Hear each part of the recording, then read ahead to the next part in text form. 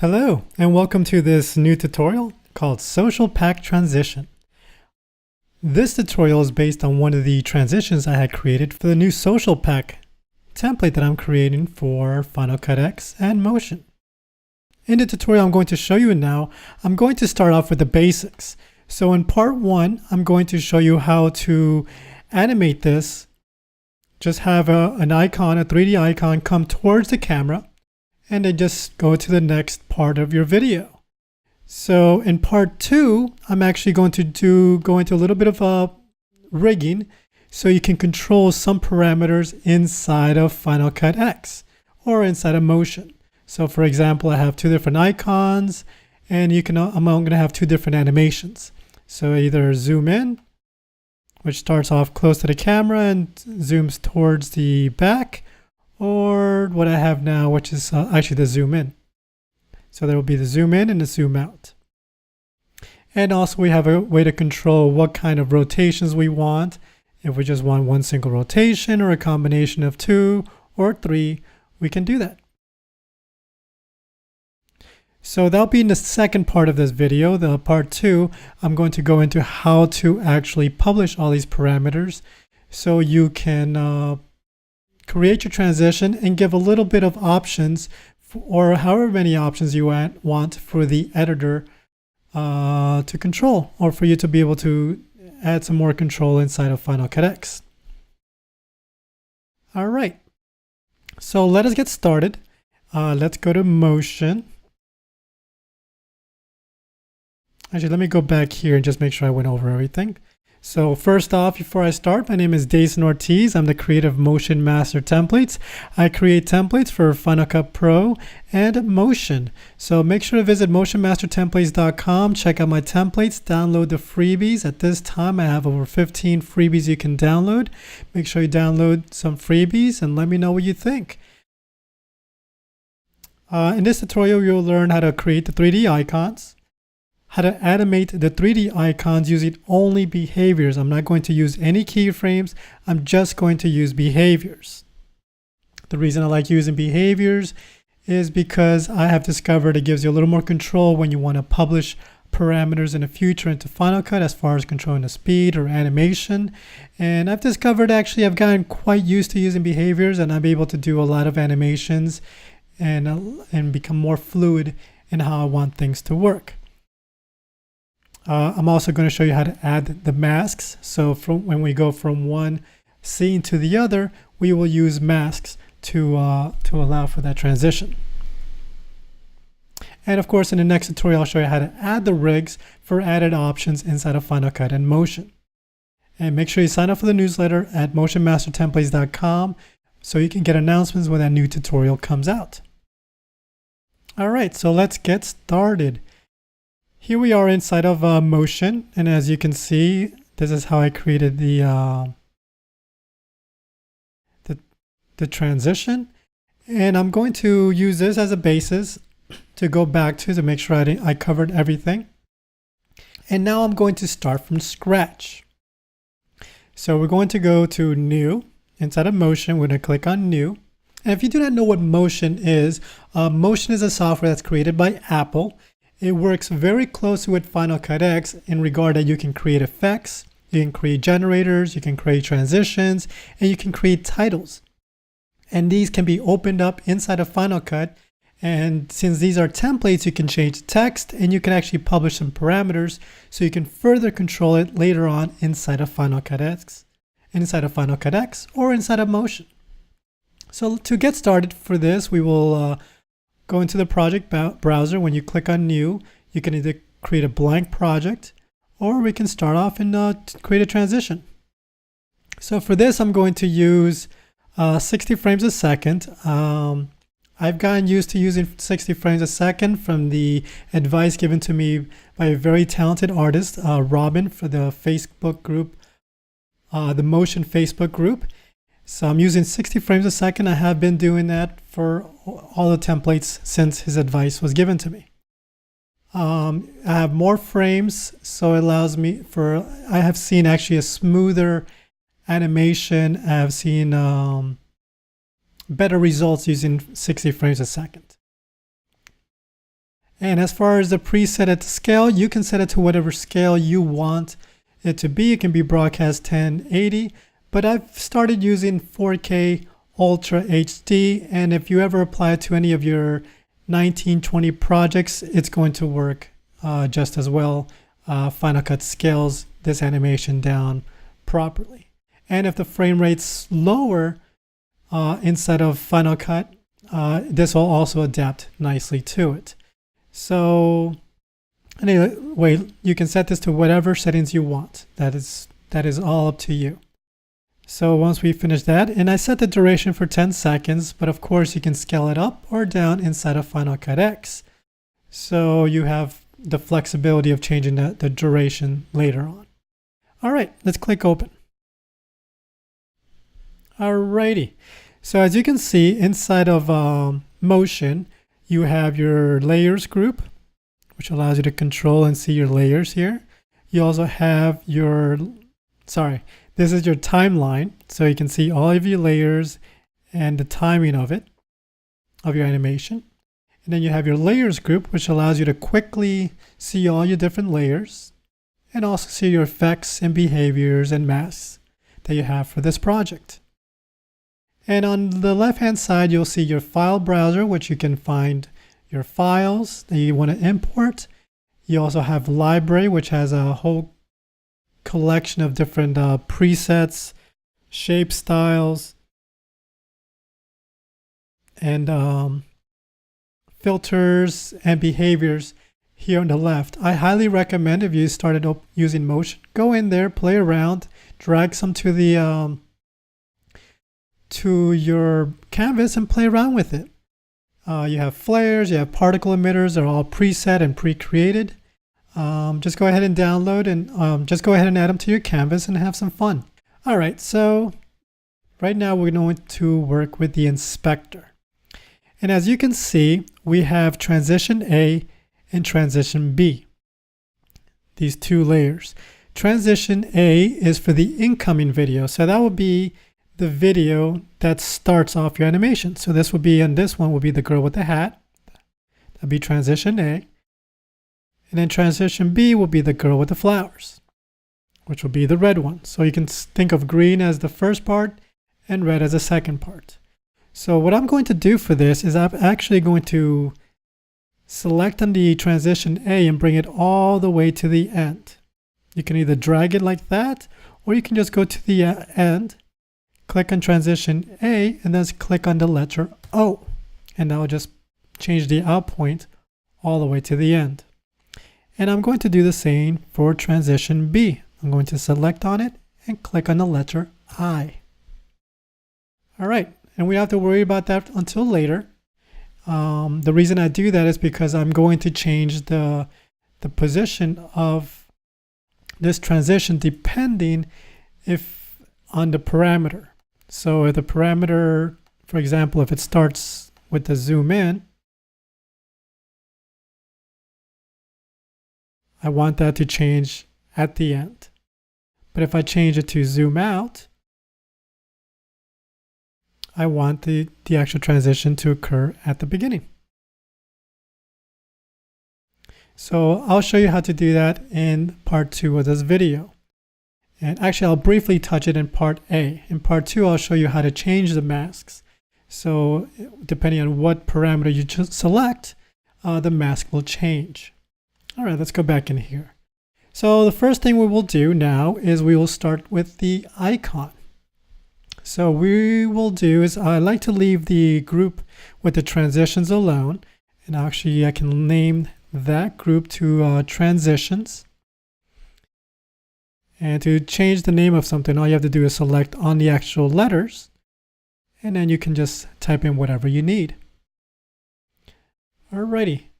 And now what I want to do is I want to click on Object and create a new group.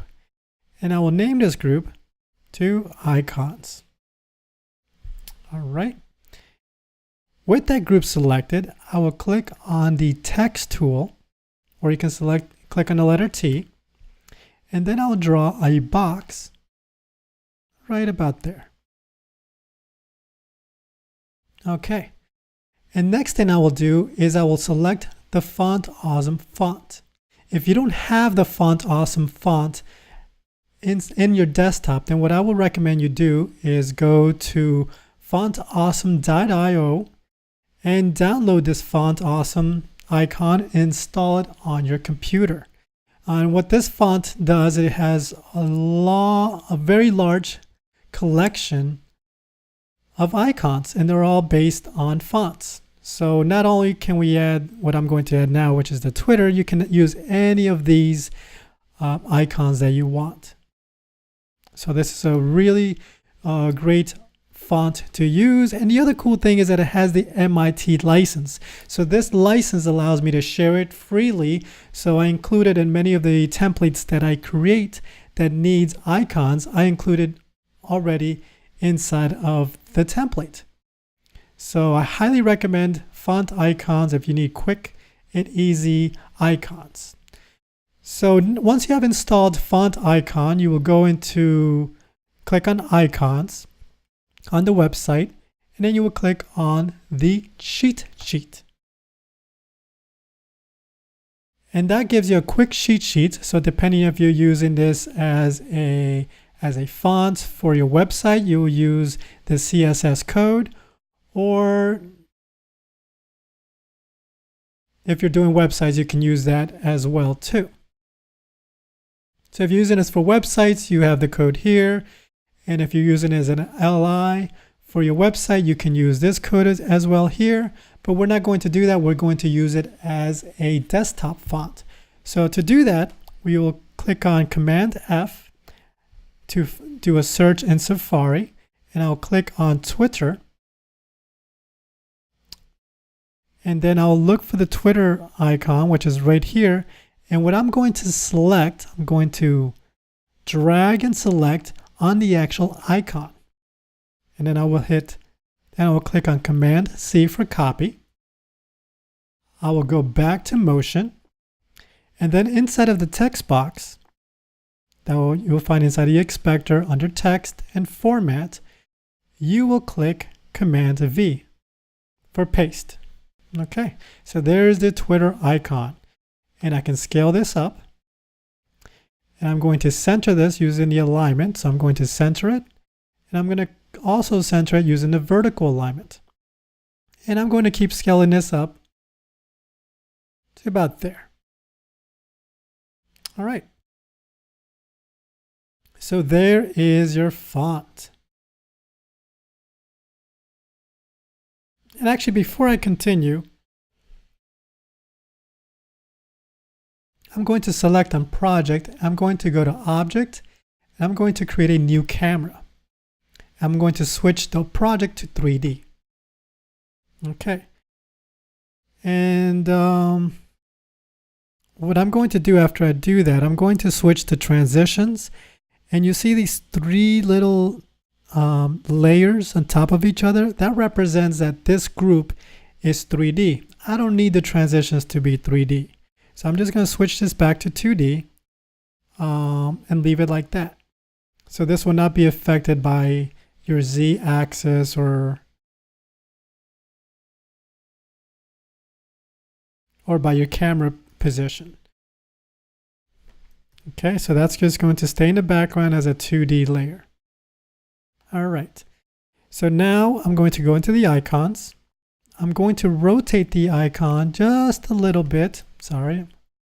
I'm going to select on the little rotate. There's a little arrow next to it. And I'm going to rotate the Y just like that. And then I will select on the text group, the actual text layer. I will go to text, and then I will go to appearance, and then I will click and turn on the 3D text. And there we go. So now that icon is in 3D. I will change the depth, make it a little thicker. I'll round out the edges a little bit, make it nice and rounded. And the other thing I'm going to do is I'm going to change the color, but instead of making it blue, I'm going to actually make it gray. So I'll first select the white, and I'll go down to the middle and make it a gray color. And the reason I'm going to do that is because in the future video, I'm going to not only add Twitter, but I'm going to add different icons. So instead of controlling each color for each icon, I only want to do it once. So what I'm going to do is I'm going to select on the icons group. I'm going to go to the effects, color correction, and then I'm going to add a tint. And on that tint, now I will select the blue. So this is going to affect as many icons as I add. So all I have to do is duplicate this one text and then change the icons, and this one tint will change the overall color. Okay. So now I can go back into the icons group and I can rotate this back to 0. Actually, one thing I want to do, I think that's a little too bright as far as the environment reflection. So what I'm going to do is I'm going to go to text, go to the environment, open up the environment, and I'm going to bring the intensity down a little bit. It doesn't need to be that strong. But of course, you can leave it whatever way you want. If you want it to be more impactful, then you turn it up. All right, so let's go back to the icons, and I'm going to click on 0 for the Y, so it's nice and flat. Okay, now I'm going to save, because just in case motion crashes or whatever, I have it saved. So I'm going to change this. You can save it anywhere you want. You can save it under a theme. For this one, I'm going to save it under tutorial. And I'm going to call it transition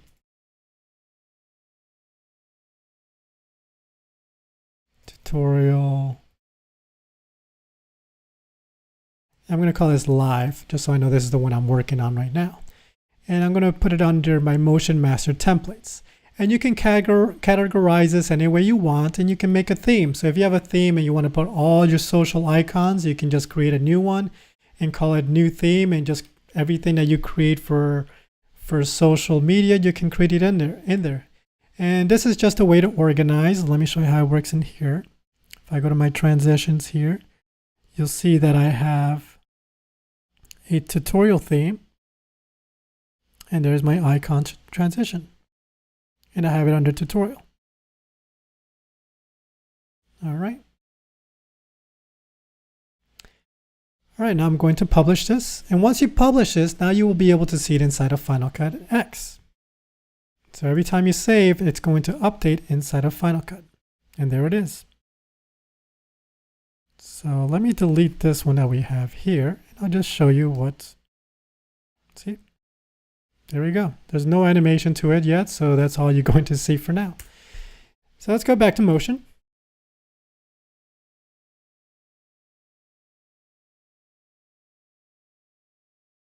All right, so I think we're ready now to add a little bit of animation to this. All right, so what I'm going to do is I'm going to start off with the rotate. So what I'm going to do first is I'm going to create a new group, and I'm going to call this group Animations. What I like to do is I like to add all my animations to what I call null objects, or just basic flat objects, and control all my animations there, and then link that to the icons. And then that gives me more flexibility in case I want to turn, for example, let's go back to the other one I had here. If I want to turn off, that's what allows me to either turn on or off different kinds of rotations, and also control the zoom ins, the zoom outs. So as you get deeper, you'll see that using the linking behavior gives you a lot more control as far as publishing parameters. And there's also some other benefits as well too, that all you have to do is control the animations or do different versions, and then just link it. You don't have to do any animations to the icons at all. So let's start here. We'll click on the icons, and then I'm going to draw a simple square. And then when I go to properties, I'm just going to click on this reset arrow here to put everything to the middle and centered. And now what I'm going to do is I'm going to start animating this. And I'm not going to use any behaviors. I'm just going to do a simple flip, a 360-degree flip. So to do that, I'm going to click on this little arrow. Next to the plus sign, you see a little arrow. And when you click on this, you can add parameter behaviors. So for this one, I'm going to add a ramp. And what the ramp does is it starts from any value you give it, and it ends at a different value. And this is added onto the value that you have here. So since I have 0, whatever I add is going to be added to. So let's go back into behaviors. Okay, and I'm going to start at 0, and I'm going to add at 360 degrees. As you can see, there's a 360-degree flip on the x-axis. And the other thing I like to do is I like to add some curvature. What the curvature does, it gives it a nice, smoother animation. Instead of just starting off abruptly and ending abruptly, it starts off with a nice curve. And you can actually see these curves if you click on the keyframe editor over here.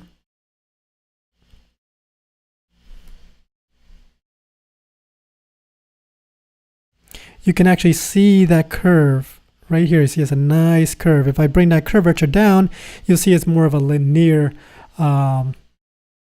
rotation. So I like to add the curve. It just gives it a nice little look, a little more fluid. All right, so that's the rotation for the X. So now I'm going to go into the rectangle, and I'm going to do the same for the Y. So I'm going to add parameter, ramp, start at 0 and add 360 and bring that curvature all the way up. Okay, and actually I'm going to name these ramps. So I'm going to call this ramp. So actually I'm going to call this rotate, the square at the top. So I know that controls all my rotates. And then the ramp will be, for the first one will be for the X. And this makes it easier for me to find things later. And Y. All right, so next I'm going to go to rotate and then to the Z. Add behavior, ramp, same thing. I'm going to add at 360 with curvature of 100. So as you can see, it's doing a full 360 on everything. And in a future video, I'm going to show you how to turn these on or off. So that's the reason I add a ramp to each one individually, because it gives me a little more control later. Alrighty. Okay, now that that's done, we can actually go to the icons, and I'm going to do something first. I'm going to select on the icons group. I'm going to control click, and then I'm going to group that group again. And the reason for this is because this folder here, this group right here, is going to control the rotate, and this group over here is going to control the zoom in and zoom out. So I like to keep those separate for a little more control and also for future parameter rigging. So we'll call this icons, zoom, and icons rotate. Okay, now we can, this rotate box that we created here, square, we can just mute that by clicking on this little arrow. It just mutes it, so we don't see it at all. Because we do not need to see it, all we need to do is be able to get the parameter controls. You see them happen here, to link it to that icon. So I'm going to click on the icon, rotate, and now I'm going to select, actually let me center this by clicking 0, 0. So everything's 0, nice and centered. And now what I'm going to do is I'm going to link each one of these, rotate X, Y, and Z, to the corresponding X, Y, and Z here. So let's start with X. I'm going to add parameter behavior, and then I'm going to choose link. And then this will allow me to link any source object that I want. So I'm going to select on that rotate and grab it and drag it to the source object. And you'll find that in your behaviors tab. So now, there we go. So now I'm taking the rotation from this rotate and it's being applied to this icon. So there we go. And like I said, later on, what I'm going to do is publish these controls in the rig. And what's really going to control that rig is this custom mix. If I bring it down to 0, nothing happens. And after I bring it up to 1, the rotate happens. And that's pretty much how I control the parameter controls, is using this custom mix to turn things on or off. All right, so I'm going to call this link rotate X. Now I'm going to go back into properties and do the same for Y. Add parameter link rotate Y. And it automatically recognizes that it's on the rotate Y. But you can also change it too. So in theory, and actually I could have just done all this just one time. So let me show you. Let's say I don't have rotate Z and rotate X. So I'm just using one control here. I can actually I can link the source, properties, transform, rotate, and I can actually link it to the X. So the property controls, which is the ramp that goes 0 to 360 degrees of X, is controlling Y. So that's another way of doing it. If you want to take a shortcut and you don't want to have too many rotations. The reason I did it the other way is because you might want to fine tune it later. But I just wanted to show you that you can actually link different parameters. And it tells you which parameters are linkable. So for this one, I'm just going to leave it at the Y just the way we originally set it up, just because in case later on I want to control this Y and not make it 360, but use a less number or higher number if I wanted to spin more times, you have control for each one individually. So I'm going to call this one link rotate Y. Save. I like to save. And now we're going to do one final one for link rotate Z. So I'm going to go to add parameter behavior link, and again drag that rotate, and then you'll see it rotates everything 360 degrees. Alrighty, looking good. Okay, now what I want to do is I want to control the position front and back. So what I want to do is I'm going to go into animations, click on the animations group. Again, I'm going to create another square, reset the position. And now I'm going to add is a ramp to the Z position. So I'm going to go to ramp, and the start value, I'm going to go all the way back, as far as back until it starts to disappear. And that when it disappears, it's actually controlled by the camera. So if I wanted to go further back, I can do that. So let's say I wanted to go right about there before it fades out. Let's make it an even number of negative 20,000. All right. And the reason we cannot see that rectangle is because it's out of the camera's plane of view. So to fix that, we just need to go into the camera and we have to increase that camera up to 20,000 where, see there we start seeing it. So if we go to 20,000 and we start coming in, then we start seeing it come in. And the cool thing is it adds a little bit of a fade in as well too. All right. So you see it coming in and then it stops there. Now we want to go back to the ramp tool and we want to increase the end value so it goes past the camera. So let's see, right around,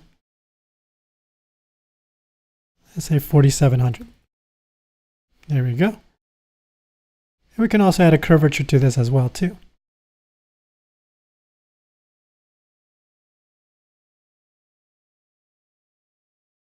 Alrighty.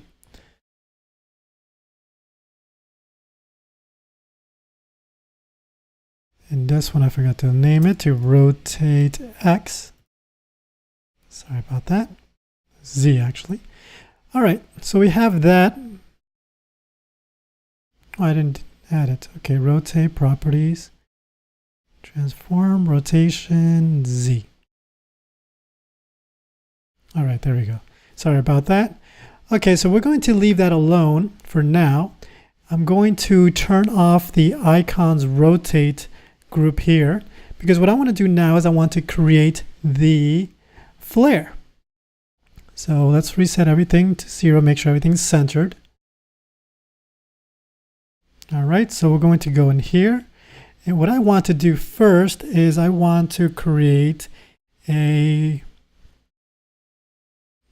Bezier curve. So first thing I need to do is, let me delete this, bring it down again. At 0, bring a line here. And then I'm going to add a Bezier tool. So to do this, I don't need the keyframe editor. I don't need any of that. Go to the beginning of the timeline. Click on the Bezier curve.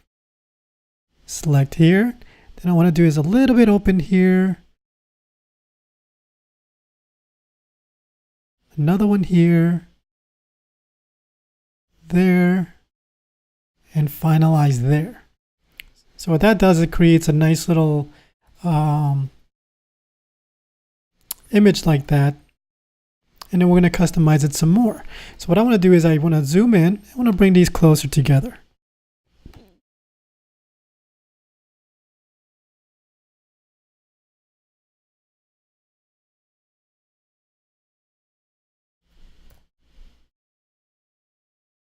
Okay.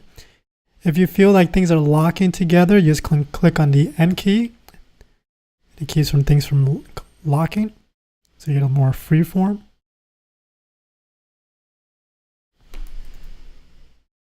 All right, actually, let's take this out even further out.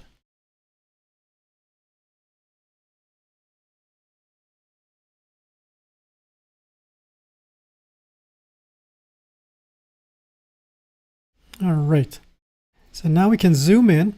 And what I'm going to do is I'm going to go into shape. I'm going to change the fill color to gradient. All right.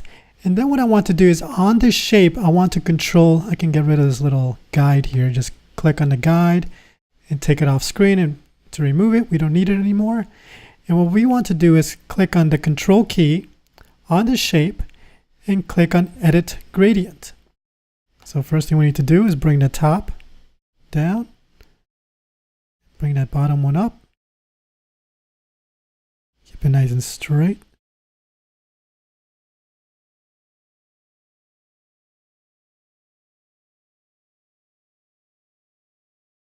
All right, make sure that's, nope.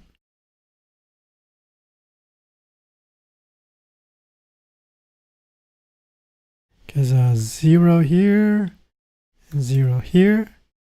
Okay, on the X, keep it 0. You see over here, that'll control the X position. So you see if it's over a little too much, it starts tilting it over. So I just want to make sure it's on 0. Okay, now what I want to do is I don't want to go from white to blue. What I want to do is I want to go from white, so select white here, and then I want to end at white. So I'll click on the little box here. This gives me my two colors. So when I click on this second box here, I can control the color here. If I click on the first one, you see the color changes. So I click here, go into color, choose white.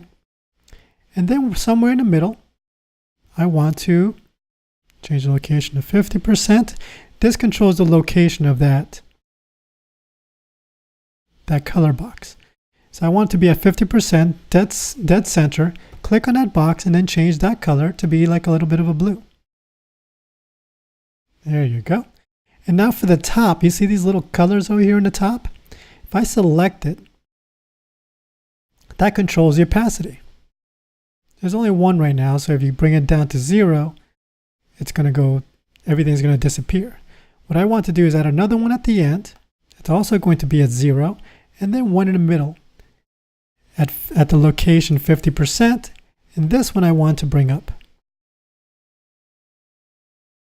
See, it gives you a nice little, and I can bring it down, opacity a little further, make it nice and subtle.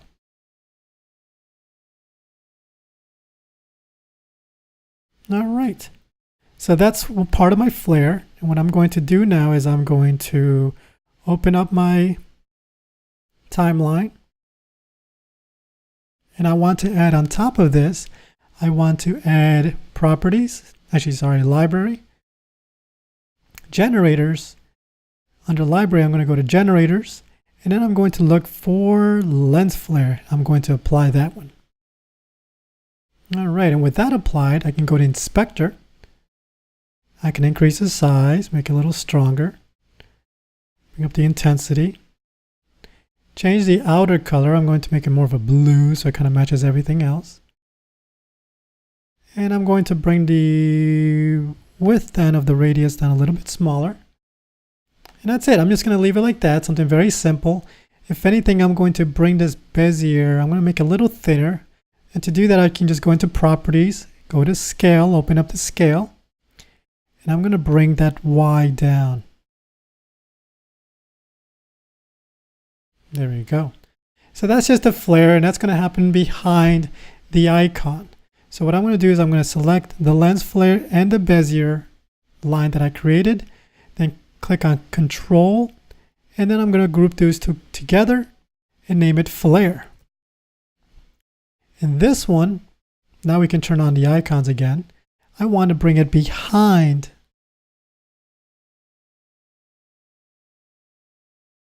Oops, not inside the icon. I want to bring it behind the icon. So if you bring it right on top, it's going to put it inside. I don't want to do that.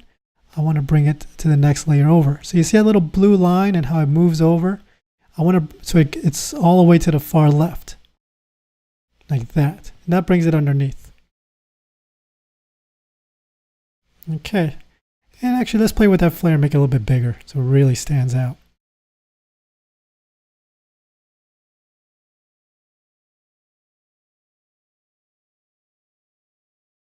There you go.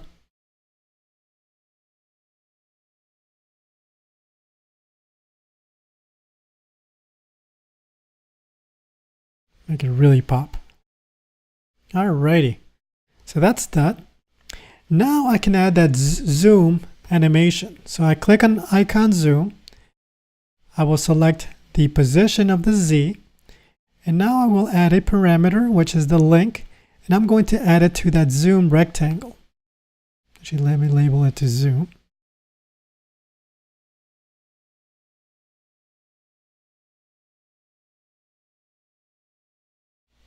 Oh, my bad. I accidentally created, I moved this flare to its own group.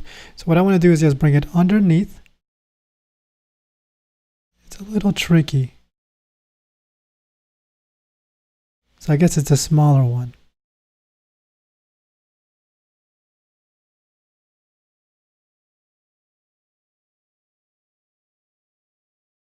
Nope, I don't want to put it inside. I want to put it underneath. Underneath.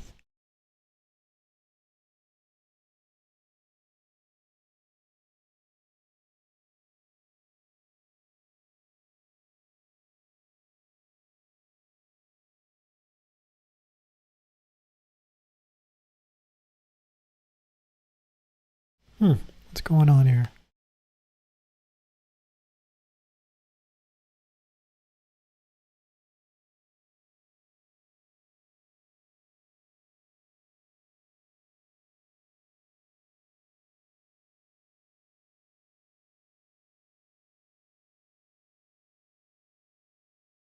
So why is that link working separately from here?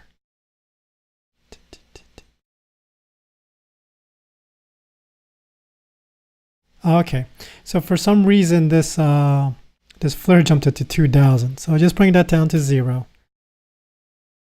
And there we go. Now if you notice there's a box around it, and that's an easy fix. All we need to do is go to the flare. Let me make sure to hit save. Go to the generator. And then I want to bring that scale on the X all the way out. And then I want to bring on I want to make that flare bigger than when it actually is.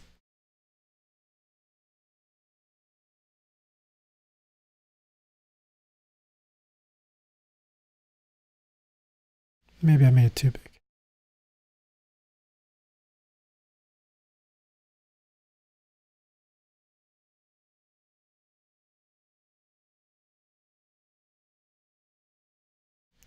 All right, there we go. All right, so now you see the flare behind, and since everything's linked together under that zoom, and I have the link and the flare, the icons and the flare together linked, everything I add will happen underneath. Okay, so the next thing I want to do now is I'm going to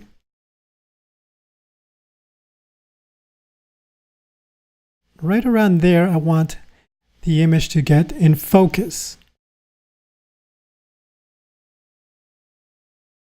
So I want to know where that position is. So I'm going to go into icon zoom. I'm going to look at the Z position and I'm going to copy that. Just double click on it and copy those numbers. Inside of animations, I'm going to create a new, go to the beginning, a new rectangle.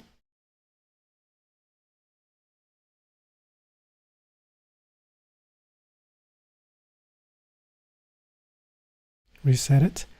And I'm going to add that position that I added before to the Z that I copied and add it to the Z position here. Oops, sorry, double click and then paste it.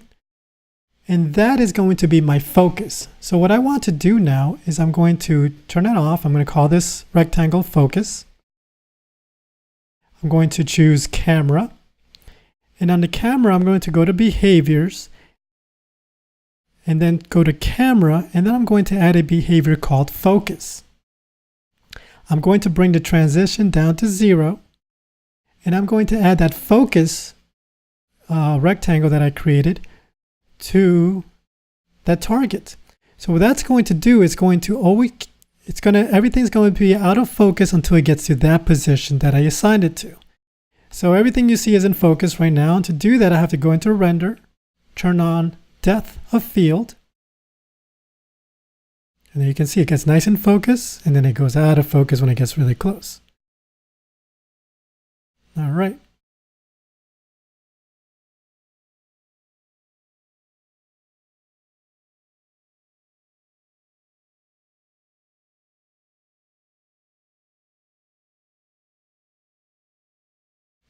And I'm actually going to change that. You see, it's still I don't want to show up right at the beginning. I want it to kind of fade in. So I'm going to go to camera and go to my far plane. I'm actually going to bring that number down a little bit below 20,000. There you go. There you go. Bam.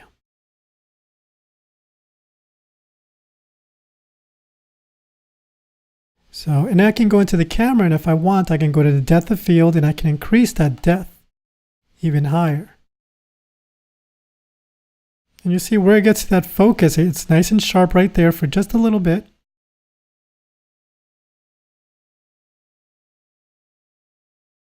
And then it goes out of focus as it gets closer. And I can change that offset too.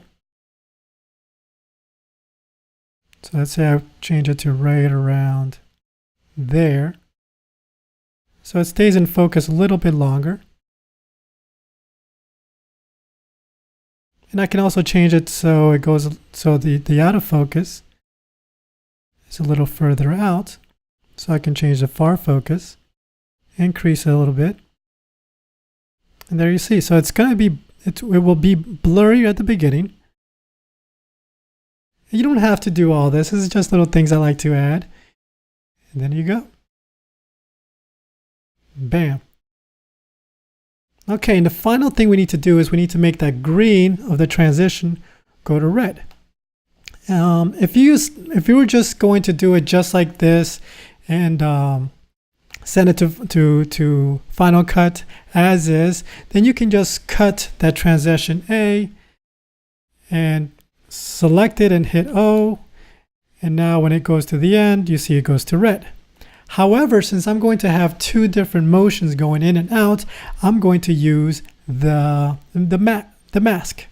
So I'm going to create one mask today, and on the next tutorial that I create, I'm going to create the other mask for the alternate version showing the Twitter going from close to the camera away. So let's go to transitions. Let's click on there, go to group, new group. I'm going to call this masks. All right. And I'm going to go to the beginning. I'm going to create a box. I'm going to zoom in on this browse canvas a little bit, select here and draw just a mask. These masks does not need to be in 3D, so I can turn the 3D off for that to avoid any issues. And I'm going to call this zoom in mask. And the next tutorial, I'm going to create the zoom out and show you how to flip it back and forth depending on the animation.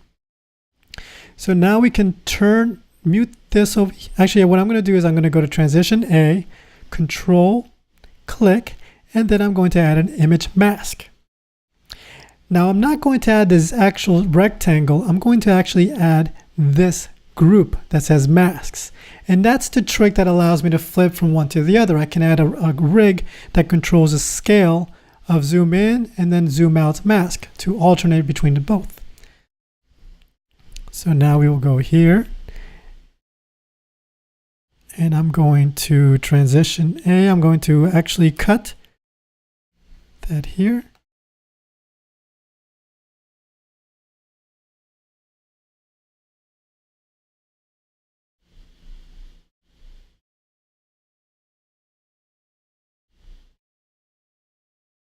What's going on here?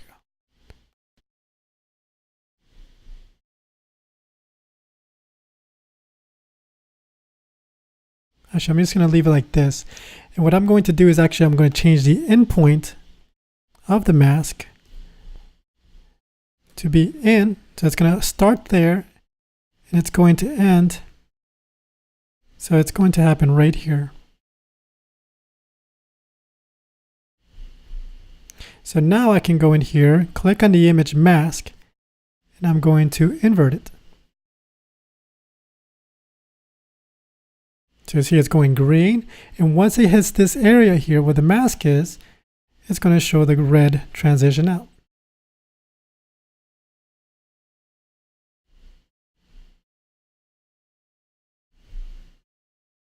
All right. And that's pretty much the basics of how this works. This is with no rigging. If you want to add a flare like I did in the demo, you can just duplicate this flare and add it on top of the icon's rotate. But I don't think you need to do that. I think just the way it is right there looks pretty good. And let's hit save. Now if we switch over to Final Cut, we can delete this one here. And now we can go click on Transition Tutorial Live, which is the one we were working on. Bring it, oops, sorry about that. Make it nice and long so we can see it. Let's control everything and then control R to render. And let's see what happens. All right, here's the final result. Not bad. You can take what I showed you today as the basis to get you started and just create anything you want. My goal is to just kind of show you the fundamentals and you get as creative and have as much fun as you can with it. If you have any questions or comments, make sure you contact me. You can visit my website at motionmastertemplates.com and just click on the contact page. And make sure you visit my website. As of this recording, I have 15 free templates that you can download and use them for personal or commercial projects. And I also have 69 premium templates that you can either download individually or become a member and download them all and get any new templates that come out through your membership. Visit my website. Please contact me. Let me know what you think. Any comments, any requests, any recommendations, I'll be more than happy to hear them. Thank you for your valuable time and have an amazing day.